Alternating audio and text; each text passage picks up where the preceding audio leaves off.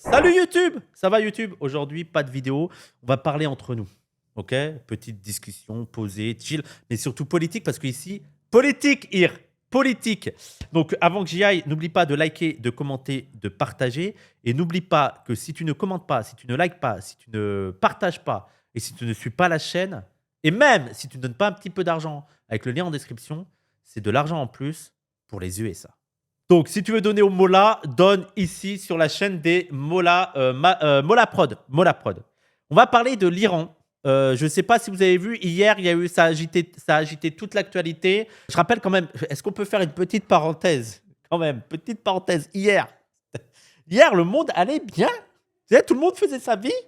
Alors que tu avais le chef de la plus grande puissance du monde, le chef avec le budget militaire le plus important, loin, loin, loin devant le second, le chef avec la plus grande armada nucléaire qui a menacé l'Iran en disant une civilisation va disparaître ce soir. Et silence radio. C'est silence radio. Personne ne le croyait, je pense. Mais les gens, il n'est même pas question de savoir s'il allait le faire ou pas. C'est une folie. Je veux dire, si Poutine avait dit ça, on aurait convoqué un conseil de sécurité de l'ONU. On aurait ramené des sanctions. On aurait fait une folie. Et je rappelle quand même qu'on veut, on veut attaquer l'Iran. On attaque l'Iran sous prétexte que l'Iran veut détruire Israël. Et lui, il est là. Il arrive et il a dit que ce soir, une civilisation va disparaître. Non, mais les gens, c'est une folie. On est en dehors du droit international. Oui, mais Poutine, il est pris au sérieux. Mais attendez, Trump a fait plus de guerres que Poutine, là, pour le moment. Vos excuses de « Ah, mais Trump est pas sérieux, nanani ». Trump a fait plus de guerres que Poutine. C'est OK le truc de sérieux. Pour l'instant, Trump a été plus offensif et a mis plus ses menaces à exécution que Poutine. Il faut quand même le rappeler.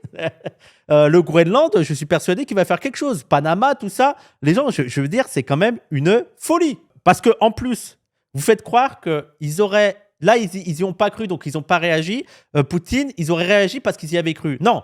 Poutine, ils auraient aussi réagi, même en pensant que c'est une menace débile, en disant que c'est honteux d'agiter la menace de l'arme nucléaire. Parce qu'après, l'administration américaine a démenti en nous traitant de bouffons d'ailleurs, a dit « Mais rien dans les propos de J.D. Vance laisse penser que c'est l'arme nucléaire, ça le bouffon !» Alors que si, le sous-entendu derrière, c'était certainement l'arme nucléaire. Et en fait, il y avait le truc, c'est que Poutine... Mais regardez quand c'est Medvedev, qui est qui était l'ancien président de la Russie par intermittence pour faire revenir Poutine. Medvedev, il n'arrête pas de menacer de l'usage de l'arme nucléaire. À chaque fois, ça fait une polémique. À chaque fois, il y a une polémique. Je me rappelle même quand sur les plateaux télé en Russie, quand c'est seulement sur les plateaux télé en Russie qu'on disait qu'on pouvait réduire Londres en cendres ou Paris en cendres, on en avait la une sur les médias, sur TF1, sur BFM, voilà, on en parlait de partout. Genre, à la télé russe, on menace de dissoudre Londres sous l'arme nucléaire. Là qu'on a on a quand même le président des États-Unis d'Amérique qui menace de détruire une civilisation. On appelle ça un génocide. C'est pas totalement qu'il a menacé de l'arme nucléaire. Il a menacé d'un génocide. D'accord? Et d'ailleurs, on lui a dit, parce qu'il a aussi menacé d'attaquer les structures énergétiques et tout, et on lui a dit, mais et le droit international et les crimes de guerre, et il a dit, je m'en fous. Je m'en fous, quoi. Les gens, c'est une folie. Et je trouve que l'excuse de « Ah, il n'est pas sérieux », n'est pas honnête et ne prend pas au sérieux la gravité de la situation, en fait. Et comment on est dans une dérive de plus en plus catastrophique. Mais d'ailleurs, les gens, parce qu'il y a des personnes qui vont dire « Ouais, mais stratégiquement, c'est pas une bonne idée d'utiliser ces armes-là et tout. Stratégiquement, c'était pas une bonne idée d'envahir l'Iran. » Et je suis persuadé qu'il y a plein de gens dans l'administration militaire qui étaient contre l'intervention en Iran. Et pourtant, il y a eu l'intervention en Iran. Les gens. Il faut aussi se rendre compte, moi je suis bien d'accord de l'idée du garde-fou et tout, de l'armée ou que sais-je et tout. Je pense qu'on n'est pas à l'abri d'une folie. On n'est pas à l'abri. Merci beaucoup, la quiche. Merci, merci. Il est pas sérieux, il est facile a posteriori. Oui, oui, on n'est pas à l'abri de ça. Je veux dire, le Venezuela, on s'y attendait pas. L'Iran, on s'y disait, attendez, il va quand même pas envahir l'Iran. Je veux dire, il va se mettre dans un bourbier pas possible et tout. Il l'a fait. Et en fait, les gens, il faut pas, il faut vraiment prendre au sérieux une bête blessée, en fait. Il y a rien de plus dangereux qu'une bête blessée. Et les États-Unis, en ce moment, avec la montée en puissance de la Chine surtout, mais d'autres comme la Russie, comme l'Inde, qui veulent contester l'ordre international, ce sont une bête blessée. Et c'est d'autant plus une bête blessée, les États-Unis, que là, l'Iran résiste beaucoup mieux qu'ils ne l'imaginaient. Trump, il était parti bille en tête. Dans 2 semaines, c'est terminé. Le gouvernement sera renversé. Ça va être une guerre facile. Et là, c'est non. L'Iran est en train de les humilier, en fait. Il est en train de résister et est en train de renverser la guerre. Donc, il n'y a vraiment rien de plus dangereux qu'une bête blessée. Et on ne sait pas comment ça peut dériver. Ça peut aller très loin. Hein. Ça peut...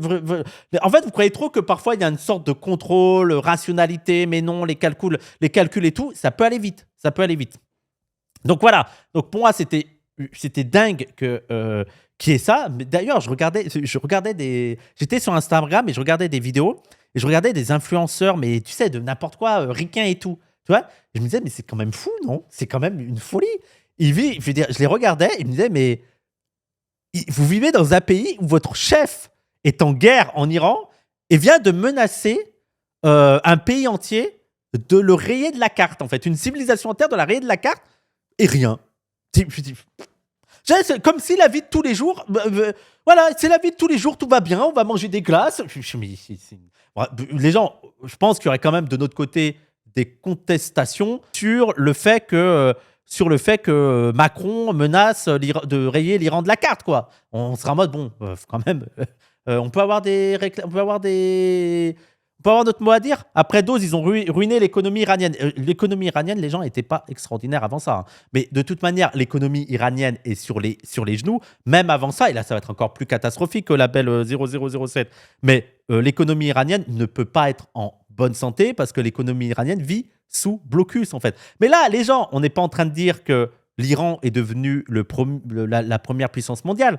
On est en train de dire que dans le contexte dans lequel ils sont, c'est-à-dire un pays qui vit sous blocus depuis des années, qui est menacé depuis des années par l'Occident et qui maintenant doit faire face à une guerre d'Israël et de l'Iran, par rapport à cette situation-là, c'est une victoire, là, ce qu'ils ont fait.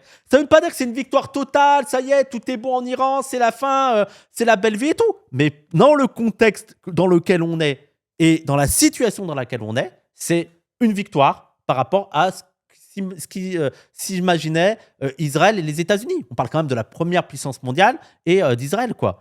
La principale question que j'avais, c'est le fait que l'Iran contrôle le détroit d'Ormuz, c'est un game changer ou pas? Bah justement, on va voir tout ça. Et je rappelle quand même que Trump qui dit de partout que c'est une victoire totale, c'est-à-dire qu'avant, tous les bateaux circulaient sur le détroit d'Ormuz. Ouais, tranquille, ils circulaient. Il y a eu la guerre, blocus du détroit. La guerre est terminée. Les bateaux peuvent circuler, mais en plus, ils doivent donner de l'argent à l'Iran. Mais victoire totale de Trump, victoire totale. Mais avant ça, pour aller sur l'attentat, le baril de pétrole est toujours à plus de $100. 2 millions par bateau, l'Iran va vite se refaire. Bah oui, ça va, mais ça va permettre de payer, ça va permettre de payer les reconstructions et tout. Mais ça, c'est une folie, les gens. Ça fait partie de la victoire des Iraniens. Hein.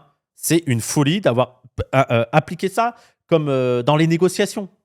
C'est dingue.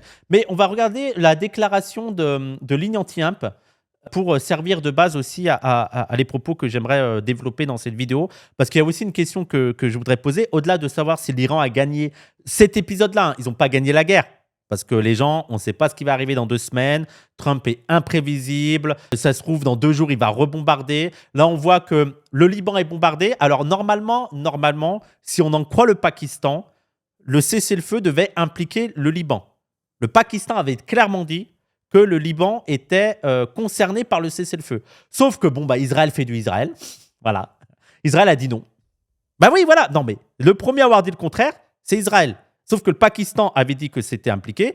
Israël a dit non et je suis persuadé que les États-Unis suivent Israël. En fait, les États-Unis, je pense qu'ils ne veulent pas contredire Israël et qu'ils sont un soutien d'Israël et donc ils disent « Ah non, mais ça ne concernait pas le Liban ». Mais c'est surtout Israël qui a rompu dès le départ en disant que ça ne concernait pas Israël. Les négos se sont faits sans Israël, c'est pour ça. Oui, voilà. Donc les États-Unis ont suivi Israël. Israël va même accélérer son occupation au Liban maintenant qu'ils ne sont plus en Iran. Bah oui, oui, là, toutes les forces vont être concentrées sur le Liban. Donc, les gens, ça va être terrible dans les prochains jours sur le Liban. Peut-être qu'il faudra qu'on fasse. J'aimerais bien faire une émission spéciale avec des gens, des intervenants pour parler du Liban et tout. Mais c'est dramatique, quoi. Le pays, ça fait des années, la crise économique, les guerres et tout. C'est dramatique. Et rappelez que pour Edwy Plenel, le problème, c'est le Hezbollah. Ouais. Ouais, ouais, mets ça dans tes fesses. Voilà, voilà comment je parle au directeur de Mediapart. Ah là, je le hais, je le hais, je le hais. Ça, je peux le dire, je le hais. Donc, on va lire la déclaration de Ligne Anti-Imp. Alors, ceux qui ne connaissent pas Ligne Anti-Imp, ce sont des camarades, des frères et des sœurs de lutte avec qui je fais les émissions de stream anti-impérialiste. Et donc là, ils ont fait une déclaration sur leur page Instagram. Je vous montre la page Instagram. Attendez, je vous fais un peu de... Allez suivre Ligne Anti-Imp, s'il vous plaît. Donc, c'est une page très importante à suivre. On va lire la déclaration de Ligne Anti-Imp. 2 semaines de trêve en Iran. Elle est incroyable, cette photo.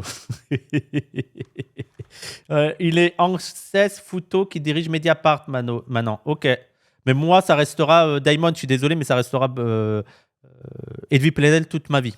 Alors que Trump annonçait sa volonté de détruire une civilisation entière, pas un mot là-dessus. Imaginons si c'était Poutine. Non, mais les gens... Imaginons si c'était Ramenei qui avait dit l'ancien ou le nouveau. Hein. Ramenei. C'est Ramenei, hein? Ouais, c'est Ramenei. Je confonds parfois avec Khomeini, mais imaginons si c'était Ramenei qui avait dit on va détruire la civilisation israélienne. Imaginons, mais 2 secondes, mais ça y est, l'Iran n'existe plus. L'Iran n'existe plus, c'est terminé. Mais on rappelle qu'il faut attaquer l'Iran parce que l'Iran a des pensées génocidaires. Mais on est dans une méta tellement folle que il faut effacer la civilisation iranienne pour pas qu'elle efface une autre civilisation. Trump, c'est le seul mec qui annonce des crimes de guerre par tweet et qui n'est pas inquiété du tout. D'ailleurs, je ne sais pas si quelqu'un peut me retrouver cette déclaration qui est hallucinante. J'ai dit, c'est orwellien. Je vous jure que c'est vrai. Je ne sais pas si quelqu'un peut me retrouver l'info. Trump a déclaré que les Iraniens le suppliaient de continuer de bombarder. Non, mais c'est une folie, quoi. Il a vraiment utilisé... Il le supplie de continuer à bombarder. C'est dingue. Mais il a l'air... les gens, il y a des rumeurs de démence sur Trump. Alors moi, je ne pense pas que c'est l'explication première, la démence. Je trouve que c'est trop facile de dire « Oh, le mec est fou, en fait !» En fait, pour moi, il y a aussi des raisons multifactorielles et c'est aussi des tendances lourdes. En fait, Trump est le symbole des États-Unis qui sont en train de perdre en puissance et qui sont inquiets de la montée en puissance de d'autres gouvernements, de d'autres pays et tout, et qui sont en fait en panique à l'idée d'entrer dans un nouvel ordre. Et donc, Trump n'est qu'un symptôme de cette tendance lourde-là. Voilà. Trump est arrivé au pouvoir justement parce qu'il y a ça. C'est pas un accident de l'histoire. C'est assez cohérent en fait. Voilà, c'est assez cohérent avec l'ordre mondial et avec les évolutions des choses, quoi. Et donc, le truc de démence, je suis de plus en plus en mode, il y a quand même un truc de démence, quoi. Après, j'ai l'impression que ça a toujours été du Trump. Vous voyez, par exemple, la menace de détruire la civilisation iranienne, j'ai l'impression que pour lui, c'est comme ça qu'on négocie. On fait le maximaliste. Mais il y a un problème, Donald Trump. Je veux dire, cette menace, elle marche quand en face, tu as des gens qui ont peur. Le problème, c'est que tu as face à toi des Iraniens qui sont en plus croyants de ouf. Ils sont en mode, bah, vas-y, on s'en bat les couilles. Vas-y. Bah, ça marche plus. Ça marche plus parce que soit tu vas au bout de tes idées et t'y vas. Parce que quand tu as des gens déterminés en face de toi, c'est soit tu vas au bout de ta menace, soit tu recules. Eh ben, il a reculé. Il a reculé, mais il a fait quelque chose qui fait toujours Trump, c'est reculer, mais dire qu'il a gagné. Dire que, mais plus qu'il a gagné, il a grave gagné. Il a encore mieux gagné que la dernière victoire. Il a toujours mieux gagné. Mais c'est ce qu'on disait avec Ligne Anti-Imp. Je rappelle que sur le nucléaire, vous vous rappelez, il y avait déjà eu des bombardements l'année dernière, ou il y a quelques mois, des bombardements états-uniens en Iran. Et il avait déjà dit qu'il avait détruit le nucléaire iranien. Bon, bah là, il l'a redétruit. Il a refait une victoire et fait des victoires tout le temps. Voilà. Il a 300% de ses objectifs. Il est trop fort. Et oui, j'allais venir sur ça, Diamond. Ça me fait penser au film qui est sorti l'année dernière, The Practice, c'est ça? Le film sur Donald Trump, qui est un excellent film. Et dedans, il y a Roy Cohn, et qui est joué par l'acteur, je ne sais plus le nom de l'acteur, mais qui fait une performance. Pour moi, c'était l'acteur de l'année. The Apprentice, merci. The Apprentice. Et l'acteur qui joue Roy Cohn, extraordinaire. Jeremy Strong, extraordinaire. Il vole la vedette au gars qui joue Trump. Oui, tout le cast c'était ouf. Non, mais je veux dire, le gars qui joue Trump, en plus, c'est excellent.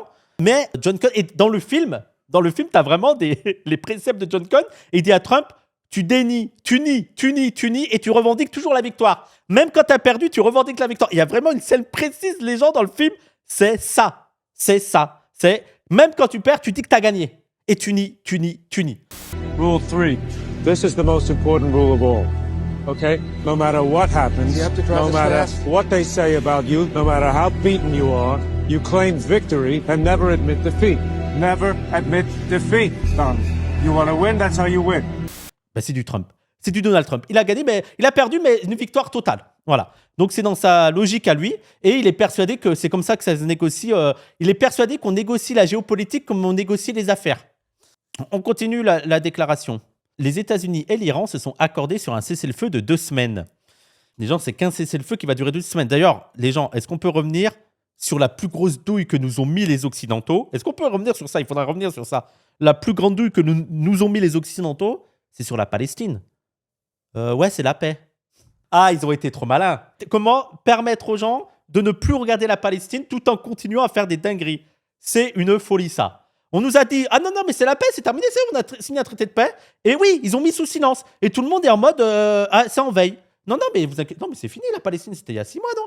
Il y a toujours des catastrophes. Ils nous ont mis une douille de malade. Alors, le cessez-le-feu jamais respecté. Oui, il y a encore des dingueries, il y a encore la colonisation, il y a encore. Non, mais très, très fort sur ce coup, hein, très, très fort. Mais ça, les gens, ça a été un coup stratégique pour faire taire les critiques internationales. C'est-à-dire qu'on était à un tel point d'ignominie que l'ONU protestait, que l'Union européenne, il y en avait quelques-uns qui étaient trop gênés face à ce qui se passait. C'est-à-dire que des voix commençaient à s'élever parce que les massacres étaient trop importants. Donc, ils ont commencé à élever de la voix. Et c'est là où il y a eu le traité de paix pour permettre de leur faire taire. Et eux, ça les arrange, hein. Ils n'en ont rien à foutre. Ils savent très bien ce qui se passe en Israël et en Palestine. Ils savent très bien que les massacres continuent en Palestine. Sauf que tout le monde se satisfait de ce statu quo de « Ah non, mais c'est la paix, là, il y a eu un traité de paix. » Voilà. Israël a torturé des enfants de 2 ans devant leurs parents. Non, mais pays fasciste as fuck. C'est une folie. Mais rappelez-vous que Plenel nous a dit que bon, les Palestiniens doivent aussi réfléchir. Hein. Si on veut un échange entre les deux, voilà quoi. Les gens, le niveau d'horreur d'Israël, comment il peut encore exister des sionistes de gauche? Comment il y a encore des gens qui vont nous dire « Ouais, mais quand même la Palestine. Ouais, mais quand même, allez vos mères. » Je veux dire, le niveau d'ignominie de ce pays, c'est une folie ce qu'ils ont commis. C'est une folie. Des violations du cessez-le-feu sapent l'esprit du processus de paix, dit le Premier ministre pakistanais. Signalé à plusieurs endroits au Moyen-Orient, porte atteinte à l'esprit du processus de paix. J'exhorte sincèrement et instantanément tous les partis à faire preuve de retenue et à respecter le cessez-le-feu pendant 2 semaines comme convenu, afin que la diplomatie puisse jouer un rôle premier. C'est Israël. En fait, il faut condamner Israël. Il faut arrêter d'avoir des propos larges. L'armée la plus morale du monde, ouais, j'ai entendu cette légende. On revient sur le texte de Lignanti-Imp.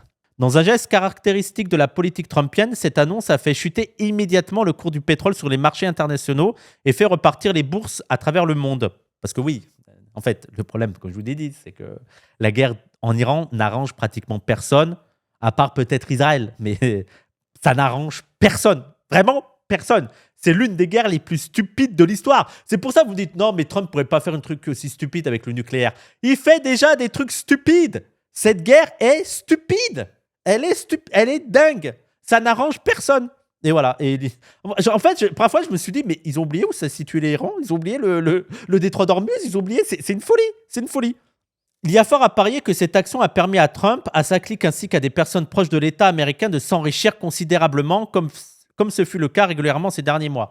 Oui, bon, il y a 2 industries où ça marche très bien. L'industrie du pétrole, ça marche très bien. Et l'industrie de l'armement, ça marche très bien. Vous inquiétez pas, il n'y a pas de crise. Et je rappelle que l'industrie de l'armement, plus le monde va mal, plus ils sont heureux. Voilà. Moi, j'ai envie de dire, une industrie qui a pour condition d'enrichissement le fait que le monde aille mal, c'est une industrie qui doit crever, en fait. Ça doit disparaître. Mais c'est ça, l'armée, hein. Plus l'industrie du militaire, plus il y a des problèmes et tout, plus ils sont heureux. Et en plus, si tu utilises son armement, eh ben, ils peuvent refaire des armes. Une nouvelle séquence de 2 semaines s'ouvre pour négocier au Pakistan les 10 propositions soumises par la République islamique, dont quelques éléments sont connus. Levée de toutes les sanctions primaires et secondaires contre l'Iran, maintien du contrôle iranien sur les détroits d'Ormuz, retrait des forces militaires américaines du Moyen-Orient, fin des attaques contre l'Iran et ses alliés, libération des avoirs iraniens gelés, résolution du Conseil de sécurité de l'ONU rendant tout accord contraignant. Les gens, partez du principe que ça, c'est des positions maximalistes. Mais c'est comme ça qu'on négocie en fait. T'arrives et tu viens avec les propositions les plus radicales, celles où tu voudrais que ce soit ça qui soit respecté, en sachant très bien que ça ne va pas être totalement respecté, qu'il va falloir négocier des points. Mais que déjà l'Iran, en fait, il faut aussi se rendre compte que l'Iran, le fait que l'Iran arrive déjà sur la table des négociations, c'est un point très important. Le fait que l'Iran arrive sur la table des négociations et force les États-Unis à négocier est déjà une grande victoire. C'est une victoire énorme de la part de l'Iran. Je rappelle que c'est la première puissance mondiale, les États-Unis, avec Israël qui est pas trop mal placé. Israël qui a la plus grande dépense militaire par rapport à son nombre d'habitants. Hein, on rappelle cette donnée. Hein. C'est celle qui dépense le plus d'argent dans l'armement par rapport au nombre d'habitants qu'elle a. Donc, elle a la première puissance militaire et ce pays-là. Donc, que l'Iran ait réussi à forcer les États-Unis à venir sur la table des négociations et même à montrer, elle, ses réclamations. Et c'est des réclamations, les gens, c'est quand même un truc de malade. S'ils ont ça, mais si l'Iran a tout ça, c'est l'humiliation totale des États-Unis. Alors là, pendant 2 semaines, il va y avoir des négociations, mais c'est comme avec Poutine qui vient sur l'Ukraine avec des trucs maximalistes. Le but, c'est de négocier et de voir où va aller le rapport de force. C'est d'autant plus une victoire que maintenant, ils ne pourront plus dire que l'Iran refuse de négocier et veut continuer la guerre à tout prix. Bah oui. Mais en plus, donc je disais déjà que c'est une victoire pour eux, mais est-ce qu'on peut s'attacher 2 secondes sur les réclamations de l'Iran? Hein? Parce qu'il y a des gens qui sont en mode « Oh, ils abusent des Iraniens ». Mais en fait, quand tu lis les demandes de l'Iran, en fait, c'est normal. ça devrait être pas là, tu vois. Allez, à la rigueur, le maintien du contrôle iranien sur le détroit d'Ormuz, à la rigueur, si tu veux, il n'y a pas de contrôle iranien. Si le détroit d'Ormuz, il y avait le territoire, c'était les États-Unis dessus, crois-moi que tu devrais payer un droit de douane aux États-Unis. Voilà, je te dis. Là, c'est juste parce que ce n'est pas les États-Unis qu'on ne leur paye pas aux Iraniens. Si c'était les États-Unis, tout le monde devrait payer pour passer ce détroit. Voilà. Mais bref, le reste, retrait des forces militaires américaines du Moyen-Orient, en fait, ça, c'est une mesure à soutenir. Je suis désolé. Je demande aux anti-imps, là, qui nous traitent de campistes. Là, on est d'accord qu'ils ont raison, les Iraniens. Est-ce que les Iraniens ont raison de demander le retrait des bases militaires américaines dans tout le Moyen-Orient? Moi, je pense que oui. Normalement, ça devrait dégager. Alors, on sait très bien que ça ne va pas arriver, les gens. Ça ne va pas arriver. Toutes les bases américaines ne vont pas virer de l'Iran.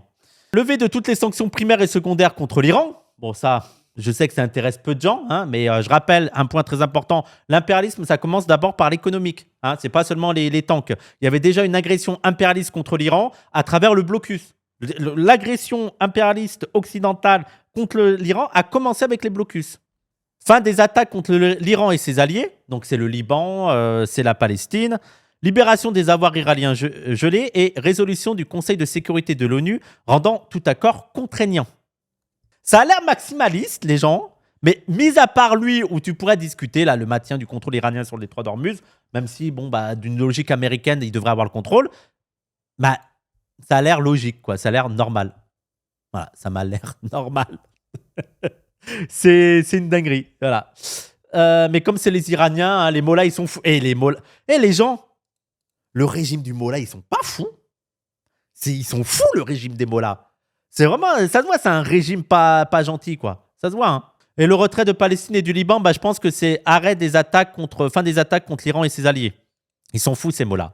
Cette situation est un revers stratégique pour les États-Unis. L'Iran a prouvé que les États-Unis sont un tigre de papier. C'est une grande, grande victoire pour l'Iran d'avoir résisté. Et en plus, ce qui est horrible pour les États-Unis, c'est que l'Iran montre que tu peux résister aux États-Unis. C'est pas facile, hein. Ah, tu vas payer, tu vas souffrir et tout, mais tu peux résister à cette attaque. Et on va venir sur la question du peuple. J'aimerais venir à la fin de ce texte, il y aura 2 questions à poser. Quid du peuple iranien? Et qu'est-ce que ça veut dire cette victoire sur le peuple iranien? Et 2, est-ce que nous, en tant qu'anti-impérialistes, on doit se réjouir de cette victoire iranienne? Hormuz bloqué par Israël. La plus grande menace à la paix mondiale, ce n'est pas l'Iran, ce sont Israël et les États-Unis. Allez, fin de l'histoire. Voilà. Déjà qu'on se mette d'accord sur ce point. La plus grande menace à la paix mondiale, Israël, États-Unis. États-Unis en premier, toujours un grand Satan, Israël en deuxième. Alors, c'est un revers stratégique pour les États-Unis dont un F-15 a été détruit ces derniers jours et montre bien les limitations stratégiques considérables des États-Unis dans cette guerre. La réouverture du détroit d'Ormuz, je pense que oui, ils ont sous-estimé les capacités de défense de l'Iran. Ils ont cru que l'Iran, c'était comme le Venezuela. Sauf que l'Iran, ça fait des années, ils ont vécu sous domination américaine. Ça fait des années et des années qu'ils se préparent à cet affrontement. Donc ça fait des années et des années qu'ils ont misé sur l'industrie militaire et qu'ils ont de quoi se défendre, quoi. Ils ont aussi des liens avec la Russie, avec la Chine. C'est certain qu'ils les financent, ils les aident et tout. Bref, ils ont de quoi se défendre. C'est vrai que le F-15, ça a fait grave parler aux US, ils étaient sous le choc. Bah oui. Ils ont vite oublié l'Ukraine et ses drones. D'ailleurs, vous avez vu la déclaration de l'Ukraine, de Zelensky, qui a dit maintenant que la guerre en Iran est terminée, est-ce qu'on peut se reconcentrer sur nous, s'il vous plaît, les États-Unis? Oh là là. Ah là là, mais les pauvres Ukrainiens, quoi. T'es bloqué avec devoir faire avec les États-Unis, quoi. Vous vous rendez compte quand même, les Ukrainiens. Non, mais 2 secondes, là, je suis vraiment sérieux, premier degré. Les classes populaires ukrainiennes, je pense que c'est les grandes perdantes de l'histoire. C'est-à-dire que soit elles se font envahir par la Russie, soit elles sont obligées de trimer pour les États-Unis. Voilà. Ouais, c'est l'enfer. La réouverture du détroit d'Ormuz est à l'initiative de l'Iran. Cela s'explique par la forme nouvelle de blocus maritime qui est mise en place. Un blocus qui est fondé sur les prix liés au réenchérissement des assurances plutôt qu'un blocage physique. Ah, ils sont malins, les Iraniens. Et moi, je pense que c'est aussi une réponse à tout le mépris occidental vis-à-vis des Iraniens. En fait, et notamment la gauche occidentale, beaucoup considèrent les Iraniens comme des sauvages, tu sais, des sauvages qui ne savent pas réfléchir et qui sont à l'âge de pierre.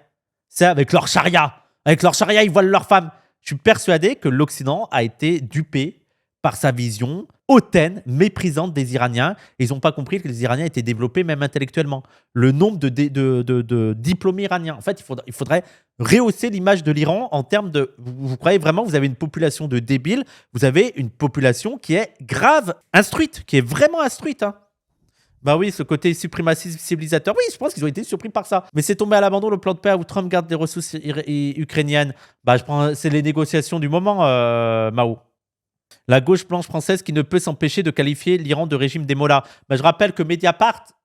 non, allez, Edwy Plenel, qui veut une parole alternative aux médias dominants et tout, parle aussi du régime des mollahs. T'as raison, Wissam, c'est juste leur vision coloniale. Ah oui. Ah, mais c'est sûr qu'ils les voient comme des trous du cul. Genre des teubés qui ne savent pas que, en fait, ça réfléchit. C'est pas ils ont des réflexions, ils ont de la théorie, ils ont de la pratique, ça échange, voilà quoi. Il y a une formation, voilà. Il s'agit de faire exploser le prix des assurances maritimes plutôt que d'effectivement bloquer le passage. Les États-Unis ne semblent pas avoir de réponse claire face à cette tactique. Ils se sont fait baiser par leur logique même du marché. C'est savoureux. Je suis désolé, c'est savoureux. Je sais qu'il y a des gens qui ne vont pas être contents, ils vont dire « Ah oui, ça, mais les pro-iraniens », il faut quand même savourer cette victoire-là, quoi. C'est pas... Bah quoi, il augmente bien les droits de douane, Trump, hein? Attendez, vous n'allez pas nous reprocher ça? C'est qui utilise l'économie comme arme de guerre, comme menace et tout? Voilà. Vous êtes fait prêt. C'est l'arroseur arrosé. La crédibilité des États-Unis à contrôler le flux mondial de pétrole se retrouve largement abîmée par cette phase de la guerre. Enfin, il est très important de voir que malgré les premières déclarations du Pakistan, le cessez-le-feu ne concerne pas le Liban. Voilà, donc je rappelle, le Pakistan avait dit que ça concernait le Liban, sauf que Israël, dès le départ, a dit non, ça ne concerne pas le Liban, c'est eux-mêmes. Et donc les États-Unis ont suivi en disant oui, effectivement, ça ne concerne pas le Liban. Pays dans lequel Israël poursuit sa guerre génocidaire régionale. Oui, on rappelle que... En fait, c'est pas seulement peut-être qu'à Gaza qu'il y a un truc de génocide, mais il y a au moins un nettoyage ethnique aussi au Liban. On peut parler au moins de nettoyage ethnique parce qu'il y a au moins un déplacement de population. Et il y a une invasion du Liban. Le Liban, c'est les moins chers, c'est vraiment abusé. J'espère que Macron va réagir quand même parce qu'il se prétend au défenseur des Libanais. Il est particulièrement important de rester mobilisé contre cette guerre dont Israël dépend tant pour le maintien de son régime politique que de la stabilité économique du colonialisme. Voir les ordres de grandeur des dépenses militaires sur la slide suivante. Donc ça, c'est ce que je vous disais. Ils ont mis la stat, on en avait parlé dans l'émission anti-Hump. C'est Israël qui dépense le plus d'argent par rapport au nombre d'habitants. Voilà. Les dépenses militaires par rapport au nombre d'habitants, c'est Israël qui a le plus gros taux. Ensuite, la Russie et ensuite les USA. Il est manifeste que la guerre génocidaire régionale est le débouché principal de l'économie de guerre israélienne. La levée des sanctions et la crise possible des pétrodollars marqueraient un tournant historique dans la crise de l'impérialisme US. Voilà. Donc, c'était un bon résumé de ce qui arrive là, de la séquence actuelle. Alors, il faut faire très attention parce que ça peut aller très vite. Là, on voit déjà qu'il y a des violations du cessez-le-feu. Que ce soit au Liban, on a aussi des retours peut-être dans le détroit d'Ormuz et tout, il y a des bombardements. Donc, c'est très, très, très instable. Mais ce qu'on peut retenir pour l'instant, c'est que c'est plutôt une victoire de l'Iran. Israël et surtout les États-Unis sont un peu humiliés. Et Trump va en faire des tonnes. Préparez-vous pour que Trump en fasse des tonnes et des tonnes et des tonnes pour dire que c'était une victoire extraordinaire, qu'il est le plus fort, qu'il a gagné, que c'est une victoire totale et il va se reconcentrer. Là, sa prochaine cible, je rappelle que ça va être Cuba. Hein. Il l'a dit ouvertement. Hein. Cuba, il va détruire Cuba et après, il y aura le Groenland, le Panama, voilà, mon cul sur la commode, etc. Il a plus de limites. France Diplomatie se dit préoccupée pour le Liban. C'est bien, France Diplomatie. Ils n'ont pas peur de s'engager, France Diplomatie. Le Canada aussi, j'avais oublié. Unbelievable Thunderous Victory. Maintenant, il y a 2 points que j'aimerais questionner et discuter avec vous. Le premier point, c'est quid du peuple. Quid du peuple dans le sens où, en fait, il y a un élément et qui fait du mal à une gauche pseudo-anticampiste. Vous savez, la gauche anti-impérialiste qui nous déteste. Celle de la voix des peuples, celle de Mediapart. Nous, on est du côté des peuples, on ne peut pas soutenir le Mollah et tout, hein, parce que nous, on soutient les Mollahs, tu vois. Nous, c'est le régime des Mollahs, c'est le régime qu'on aimerait imposer en France, tu vois. La caricature qu'ils nous font de nous. Bref, ce camp-là, qui a toujours comme idée de « Ah non, on est du côté du peuple ». Là, il y a une contradiction majeure pour eux.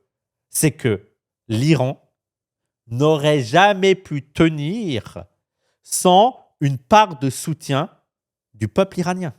L'Iran a pu tenir, et c'est ce qui a surpris les États-Unis, parce que une partie du peuple iranien a soutenu le gouvernement.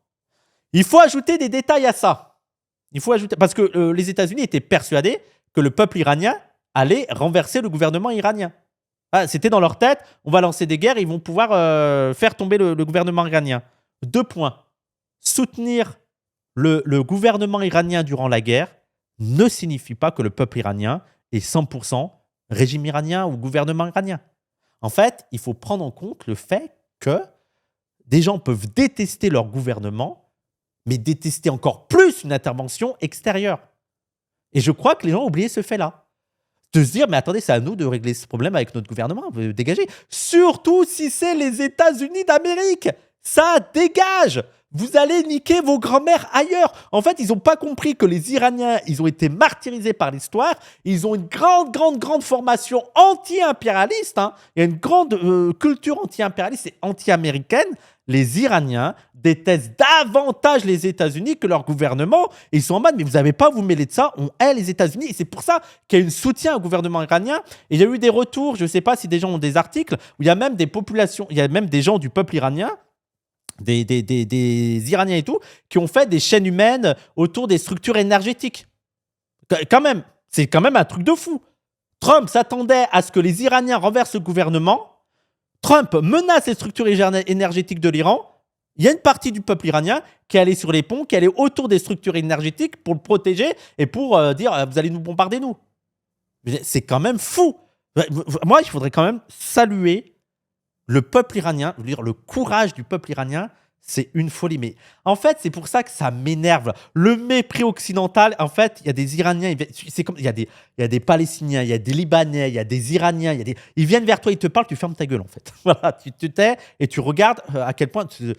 C'est-à-dire, ces populations sont beaucoup plus politisées que nous, en fait. On a trop un mépris de genre, on va les sauver, on va les aider malgré eux. Ils sont beaucoup plus politisés que nous. Et donc, il y a une bonne partie du peuple iranien qui a soutenu le gouvernement iranien face à l'agression américaine et israélienne. C'est un point qui dérange énormément des gens comme Mediapart parce qu'ils ne savent pas faire avec ces données. Ils ne savent pas comment faire. Parce qu'eux, ils sont toujours en mode « Oh non, mais moi, je ne prends pas position sur la guerre parce que je suis du côté des peuples. » Sauf qu'en fait, il faut qu'ils comprennent une chose. Le peuple iranien, c'est comme le peuple français, c'est comme le peuple états-unien, c'est comme le peuple, chinois, c'est comme le peuple russe. Ce n'est pas une masse homogène. Il n'y a pas un peuple avec une même pensée, une même envie, une même volonté. Il y a des contradictions internes, même au sein des classes populaires iraniennes. Il faut que vous compreniez ça. Et moi, ce qui m'énerve dans leur truc du peuple, c'est que c'est eux qui décident qui est le peuple légitime iranien. Et c'est un truc de putain de colons civilisateurs. Ils arrivent et ils disent le bon peuple, c'est celui qui correspond à nos idées émancipatrices. Non, ferme ta gueule. C'est pas à toi de dire quel est le bon peuple iranien. C'est aux Iraniens de décider par eux-mêmes. Toi, tu te concentres sur les interventions occidentales et tu fais tout pour qu'il y ait plus de domination occidentale sur le pays. Mais j'en peux plus là, de Plenel qui arrive. Non, moi je suis du côté des Iraniens. Non. T'es du côté des Iraniens qui te plaisent à toi seulement parce qu'ils ont hésité à toi. Sauf que je suis désolé, mon petit Plenel, mais ce n'est pas la majorité, loin de là. Et je vais même dire, les Iraniens, dans leur grande majorité, contrairement à toi, ils sont anti-américains. Je n'en peux plus. Je n'en peux plus de cette position-là. Nous, c'est le peuple. Oui, mais je veux dire, le peuple, il y en a de 150 manières différentes, tu vois. Regardez, juste en France, les classes populaires françaises ne sont pas homogènes. Il y en a, ils vont soutenir le RN, il y en a, ils vont soutenir Macron, il y en a, ils vont soutenir Mélenchon, il y en a, ils vont pas voter. Il n'y a pas une homogénéité. C'est pareil dans les pays du Sud. Et d'ailleurs, moi, je pense, prenons le cas de la France. Moi, je suis anti-Macron. Par contre, si c'est Trump qui vient essayer de destituer Macron, va bien la mère, Trump. C'est notre problème, en fait. Tu dégages. C'est notre problème. Ça me fait penser qu'il y avait des vidéos comme ça de TikTok. En plus, je crois que c'était un rebeu qui se faisait cette vidéo. Et je la trouvais très vraie. Il disait, mais les gars, j'ai envie de... Parce que c'était à l'époque où Trump, il attaquait Macron. Il le fait encore, tu vois. Où Trump, il essaye d'humilier Macron. Et c'est le rebeu, il dit, les gars, j'ai envie de vous confier un truc. Je vous jure, ça m'énerve les attaques de Trump contre Macron. Je vous jure, je suis en mode, mais t'es qui, toi? C'est notre petit à nous, t'as pas à le critiquer. Je vois, il y a ce sentiment-là. C'est en mode, mais dégage. Macron, c'est notre problème à nous. Toi, va t'occuper de tes obèses, là, va t'occuper de tes hamburgers, va t'occuper de ton pays de taré, et laisse-nous nous occuper de Macron. C'est-à-dire que s'il y a quelqu'un qui d'autre, là, si Trump il va critiquer Macron, tu dégages. C'est pas ton problème. Voilà. Il y a le même sentiment en Iran. Et donc, moi, je voudrais savoir ce qu'ils pensent. C'est notre Ops reste dans ton hémisphère. Oui, c'est bon. Si c'est Cuba... En vrai, Wissam, il y a énormément d'Iraniens anti-Mollah qui ont supplié Trump pour qu'il intervienne. C'est quoi la proportion? Il y a aussi des Vénézuéliens qui vont supplier les États-Unis d'enlever Maduro et d'installer un régime ultralibéral. Oui. Comme il pourrait y avoir des Français qui vont supplier Trump d'attaquer Macron. Comme il peut y avoir des musulmans qui vont soutenir Chalgoumi. Oui, les gens, c'est pas parce que vous avez de tout. Vous avez de tout. Faut arrêter avec ce truc de. Il y a des Iraniens qui sont pro. Oui, déjà le descendant du Shah d'Iran. Oui, ça existe. C'est pour ça que cette position du premier concerné n'a pas de sens. Ça ne tient pas. T'es obligé au final de trouver les premiers concernés qui te correspondent. Parce que les premiers concernés, quand tu parles en plus d'un peuple, il y en a pas. Il y en a une multitude différente. Donc, faut arrêter. Oui, tu vas trouver des Iraniens qui sont pour le bombardement, d'autres qui sont... Voilà, comme partout. D'ailleurs, je sais pas si c'est Damien Rieu, mais il y a des fachos qui ont demandé à Trump de kidnapper Mélenchon. Ah, mais ça, je suis sûr qu'il serait pour. Hein. Je suis sûr. Hein. Pas seulement les fachos. Hein. Mais bref, voilà, oui, vous allez trouver des Vénézuéliens qui étaient pour l'enlèvement de Maduro. Ça existe toujours. Ça existe toujours. Vous allez trouver des musulmans islamophobes. Les gens, quand vous avez un Chalgoumi qui existe, tout est possible. Vous allez trouver des homosexuels homophobes. Vous allez trouver des personnes transphobes, oui. C'est pour ça la logique du premier concerné, il faut abandonner ça. Ça dégage. On n'en peut plus. Les fachos, on n'aurait rien du tout contre l'idée qu'on soit sous occupation étrangère. Si c'est américain et tout, si c'est l'Amérique de Trump, ça les dérangerait pas. Hein. C'est pour ça que nous, on a toujours attaqué cette ligne de Mediapart et de tout, les peuples veulent et tout, en mode, mais on est du côté des peuples, ça ne veut rien dire. Ça ne veut rien dire ce que tu dis. Ça ne veut rien dire. C'est pour ça que nous, on est sur des trucs objectifs. En fait, mais en plus, les gens... Moi, je veux dire, c'est pas dans l'idéal du peuple que je suis... En fait, sur l'Iran, ma position, c'est je suis contre l'agression iranienne parce que c'est contre le droit international et c'est préserver la domination impérialiste américaine qui préserve le système capitaliste, en fait. L'agression en Iran, je suis opposé parce que c'est le symbole du capitalisme mondial, de son fonctionnement et donc de la puissance américaine. C'est tout. Je fais ça parce que je suis pour un autre ordre mondial. Et dans mon autre ordre mondial, je suis du côté des agressés par rapport aux agresseurs. Parce qu'on rappelle que là, c'est l'Iran et les États-Unis qui ont agressé... c'est Israël et les États-Unis qui ont agressé l'Iran. Et d'ailleurs, je voudrais vous dire sur ça. La question qu'il faut se poser, c'est est-ce qu'il faut se réjouir de la victoire de l'Iran? Parce que ça serait mal vu. Quoi, vous êtes pour la victoire? Vous êtes content de la victoire de l'Iran? Moi, je vous le dis, je suis content. de la victoire de l'Iran. Je suis heureux de la victoire de l'Iran. Est-ce que ça fait de moi un pro-iranien? Non. Mais dans ce contexte-là, dans cette situation-là précise de guerre d'agression des États-Unis et d'Israël, je suis content que ce soit l'Iran qui a gagné. Je suis content de la défaite des USA. Oui, mais de la défaite des USA, c'est content de la victoire. Dans ce contexte-là, tu es content de la victoire de l'Iran. Mais en fait, il y a un truc qu'il faut revenir à la base. On est tous d'accord. Moi, je voudrais bien les avoir en face de moi, là, les anti-campistes, parce qu'ils nous considèrent comme des campistes. On est bien d'accord que là, c'est Israël, les États-Unis qui agressent l'Iran. Et donc, moi, je suis plutôt du côté de l'agressé que du côté de l'agresseur. Surtout quand, on le rappelle, du côté de l'agresseur, tu as un État qui est en train de commettre un génocide et d'envahir le Liban, et un autre qui est dirigé par un proto-fasciste qui menace l'ensemble de la planète et qui est la première puissance mondiale. Donc, quelle est la difficulté à se réjouir de la victoire de l'Iran dans cet épisode-là? Mais ça ne veut pas dire soutenir le régime iranien, ça ne veut pas dire que c'est génial l'Iran. Non, juste là, dans cette guerre-là, dans une ligne anti-impérialiste, on est contre l'agresseur. Il nous faut une victoire de l'agressé. Aussi pour que l'agresseur ça serve de leçon aussi à l'agresseur. Parce que là, s'il y avait une victoire des États-Unis et de l'Iran, bah là, c'est terminé. Hein. La Palestine, ça dégage. Le Liban, ça dégage. Mais définitivement, hein, Israël laisse pousser des ailes pour le grand Israël. Les États-Unis montrent que c'est la plus grande puissance qui peut faire ce qu'ils veulent. Alors, bonne chance pour le Groenland. Même pour les autres pays. Même pour servir de leçon, il faut se réjouir de la victoire iranienne pour stopper la dynamique mortifère des États-Unis. Juste pour ça. C'est pas une question de vivre les mollahs, je m'en bats les couilles des mollahs. Juste de dire, les gars, là, il faut mettre un stop aux États-Unis. Et donc, c'est plus positif la victoire de l'Iran que la victoire des États-Unis ou d'Israël. Après, l'Iran, ça aurait été tout le Moyen-Orient, comme on l'a déjà vu avec le Liban à la suite de la Palestine. Oui, non, mais c'est pour ça que je veux dire, la victoire de l'Iran est beaucoup plus positive que la victoire des USA ou d'Israël. En tout cas, si tu es anti-impérialiste. Après, il y en a, ils vont me dire, moi, c'est ça qui m'énerve le plus, c'est leur manière de s'échapper de ça, c'est de dire, ah non, mais je suis pour la victoire d'aucun des deux. Oui, d'accord. Ouais. Ah, oui. Oui, mais ça n'existera pas. Voilà. Je souhaite que les deux perdent, sauf que les deux ne vont pas perdre. Dans la réalité véritable, quand on est matérialiste, on est là. Il y en a un des deux qui va gagner. Voilà, c'est pas possible que les deux perdent. Il y en a un, donc faut arrêter avec. Tu sais, c'est comme par exemple Macron-Le Pen, ceux qui votent pas en disant non, mais moi je vote pas, je veux que les deux perdent. Ok, si tu veux, mais il y en a quand même un qui va être élu. T'es très mignon, on adorait ce monde où les méchants ils perdent tous les deux. Sauf que ce n'est pas le cas. Ce n'est pas le cas. Il y en a un dans la réalité, là, dans le monde de la réalité véritable, il va gagner. Et donc, c'est qui que tu préfères? Tu préfères que ce soit qui gagne? Des États-Unis ou... Ah bah là, moi, pour comment il s'appelle, Plenel, je suis pas sûr. Je suis pas sûr.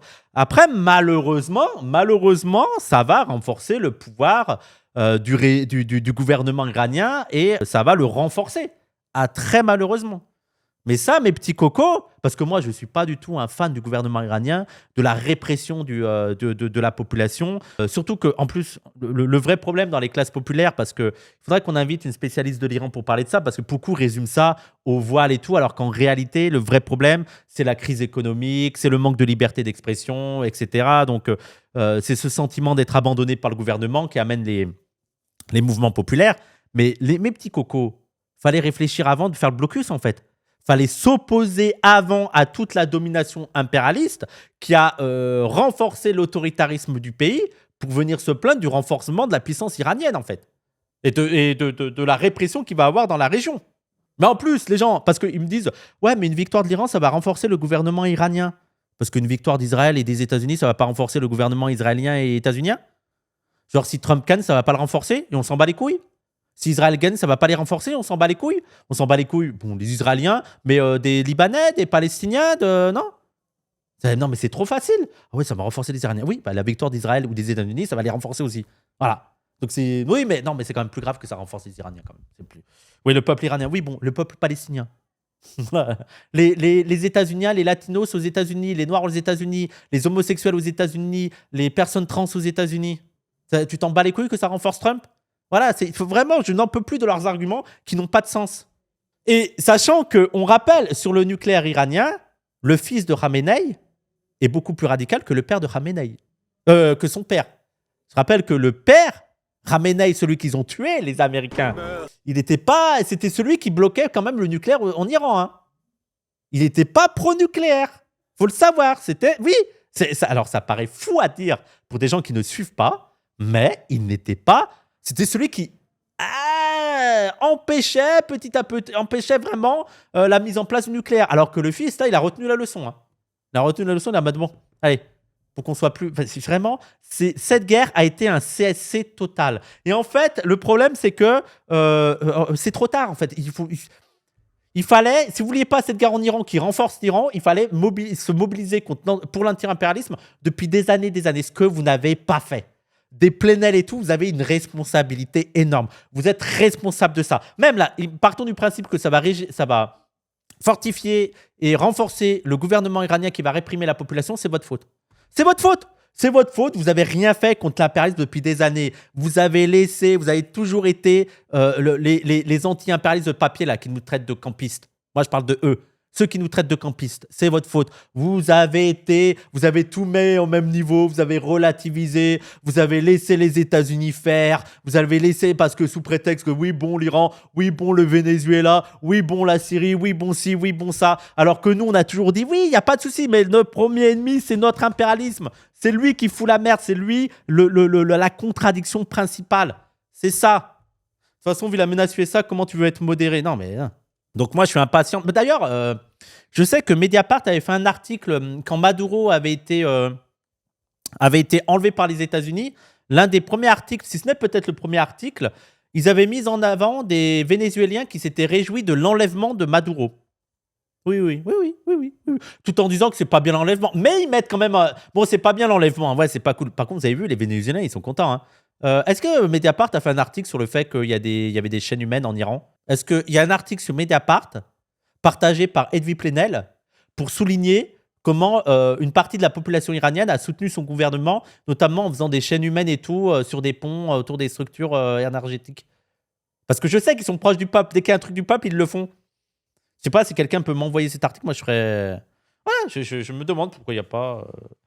Non, mais je suis très curieux de voir leur future analyse. Hein. Mais bref, donc, d'un point de vue anti-impérialiste, sur cette guerre-là, c'est davantage positif, c'est positif une victoire de l'Iran, c'est positif d'un point de vue anti-impérialiste, mais ça ne s'arrête pas là. En fait, ça met un frein à la domination américaine, ça met un frein à l'expansion israélienne, ça calme leurs ardeurs. Ça montre aussi l'exemple à d'autres pays, à d'autres populations, à d'autres révolutionnaires qu'il y a un moyen de se défendre, que les États-Unis sont un tic de papier, qu'avec une volonté, on peut faire quelque chose. Ça montre aussi, nous, la piste à suivre, le chemin à suivre. Il faut s'en prendre à l'industrie de l'armement. Il faut s'en prendre à l'impérialisme occidental. Il faut s'en prendre à la domination économique. Il faut s'en prendre aux sanctions. Il faut s'en prendre au dollar. Il faut s'en prendre au franc CFA. C'est là maintenant qu'il faut s'orienter. Donc, c'est positif ce point-là. Maintenant, tout reste à faire et force aux Iraniens et surtout, les gens, on a 2 semaines de cessez-le-feu. On voit là déjà, ça fait même pas 10 heures que c'est très, très, très, très fragile. Tout peut basculer. Voilà. Tout peut basculer. Il faut rester attentif à ce qui va arriver. Puis même Trump, pour ses élections mi-mandat, ça va lui reprocher la guerre vu qu'ils ont passé pour des bozos. Bah oui. Donc, voilà, je suis désolé, je vois pas comment tu peux pas... Moi, j'aimerais bien aller avoir l'avis de ceux qui sont... Non, je ne suis pas content de la victoire d'Iran. Non, parce que... je ne vois pas comment ils pourraient défendre le truc. Après, de toute façon, Trump est finito. Oui, sauf que le vrai problème, là, les gens, c'est qu'il y a les héritiers de Trump, hein, les J.D. Vance et tout. Ça fait peur, hein. Ça fait peur. Le problème, c'est qu'il y a déjà une génération qui arrive et qui est tout aussi fada que lui, hein. J'ai du mal à comprendre comment Trump a cru que ses ultimatums où il a l'air d'un fou avaient l'air crédibles. Bah, Iliana, qu'il joue un peu sur ce qu'avait... c'est Reagan qui avait fait ça, ou c'est je sais plus quel président américain, mais le président fou. C'est-à-dire le président, tu te dis, putain, mais en fait, ça paraît irrationnel de menacer le nucléaire, mais il est tellement fou que ça peut arriver, en fait. De jouer là-dessus, toi, de jouer sur le truc, je suis fou, je peux y aller.